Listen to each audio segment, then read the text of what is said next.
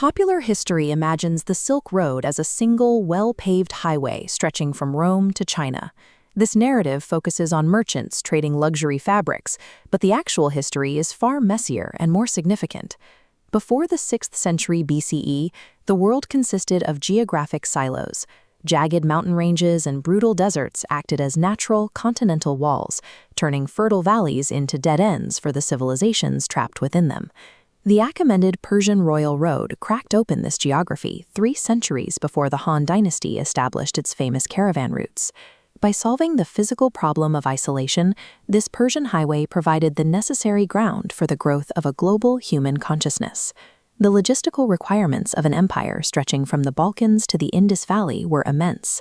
The Achaemenid kings prioritized the constant movement of troops, royal decrees, and tax revenue over the exchange of philosophy. They reorganized regional paths into a coherent system.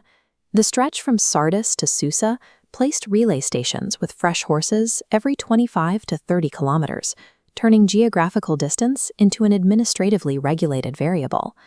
The empire layered economic continuity onto this physical road. Standardized weights and measures and a unified gold currency allowed previously isolated local economies to participate in a single imperial field. This system produced a communication network of remarkable speed.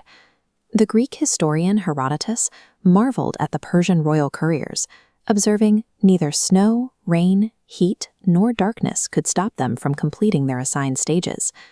By standardizing checkpoints and languages for military and tax purposes, the Persians built an administrative machine perfectly calibrated to transport complex information.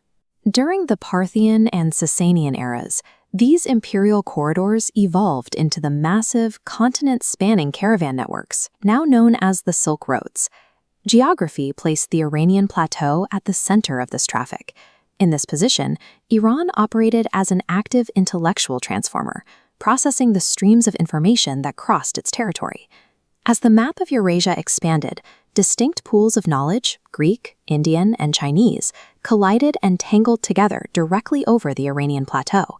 Religions like Buddhism and Manichaeism were forced to adapt, translating doctrines into local myths and adopting new visual languages to survive. Ideas encountered local Iranian traditions and underwent a process of resistance and reconstruction. Very few concepts passed through this territory in their original form. At Gondeshapur, scholars synthesized Greek, Syriac, Iranian, and Indian medical traditions into a new, unified standard. The Abbasid translation movement functioned as a rigorous process of conceptual engineering. Scholars built a pipeline where Greek philosophical and scientific texts were methodically translated into Arabic, frequently utilizing Syriac-speaking intermediaries to bridge the conceptual gap. This astronomical diagram demonstrates how thinkers like Avicenna and Al-Biruni treated inherited knowledge. They criticized and tested Greek data, reorganizing it into more accurate scientific models. Within these models, they integrated Indian mathematical concepts and Persian administrative frameworks to create a more comprehensive system. These networks achieved informational continuity, forging a powerful trans-regional scientific vocabulary from scattered regional data. At this stage, civilizations reach higher-order organizational continuity. They move beyond the exchange of separate facts, synthesizing completely unified systems of thought. Later Iranian thinkers, such as Suharwardi and Mulla Sadra, fused Aristotelian logic, Islamic theology, and ancient Iranian mysticism into a single, highly organized, transcendent framework. This complex Persian-Arabic intellectual synthesis flowed westward. As trade routes continued to function, translated texts carrying these new systems eventually entered Latin intellectual life through cultural hubs in Iberia and Sicily. This synthesis provided the essential astronomical data and scientific traditions used by European scholars prior to the scientific revolution. The roads gave civilizations the capacity to enter the conceptual world of another and use that encounter to reorganize their own understanding of reality. The exchange of the human mind stands as the most world-altering payload ever transported across Eurasia, outweighing the value of silk, spices, or gold. This borderless philosophy was made possible by those who first managed the dirt and the logistics of the Achaemenid Royal Road. The evolutionary steps are clear.